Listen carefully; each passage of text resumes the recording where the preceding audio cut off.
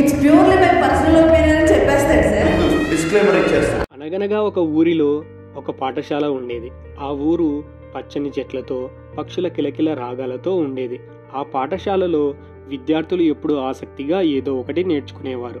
ఒకరోజు క్లాస్ రూమ్లో సార్ విద్యార్థులను ఒక ప్రశ్న అడుగుతాడు. ఈ ప్రపంచంలో అన్నిటికంటే గొప్పది ఏంటి అని. అప్పుడు ఒక అబ్బాయి లేచి, సార్, అమ్మే అన్నిటికంటే గొప్పది.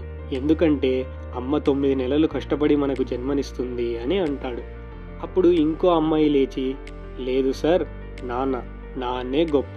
ఎందుకంటే అతను జీవితాంతం కష్టపడి మనల్ని పోషిస్తాడు అని అంటుంది.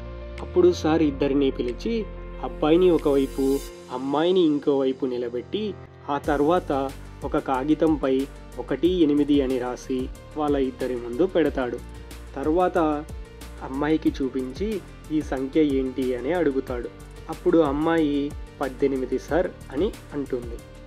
తర్వాత సార్ అదే సంఖ్యను అబ్బాయికి చూపించి ఈ సంఖ్య ఏంటి అని అడుగుతాడు.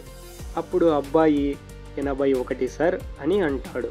అప్పుడు సార్ నవ్వుతూ, చూసారా, ఈ సంఖ్య ఇటువైపు నుంచి చూస్తే 81గా కనిపిస్తుంది, అదే సంఖ్య అటువైపు నుంచి చూస్తే 18గా కనిపిస్తుంది. అలాగే జీవితంలో ప్రతి విషయం మనం ఎలా చూస్తామో దాన్ని బట్టి మారుతుంది.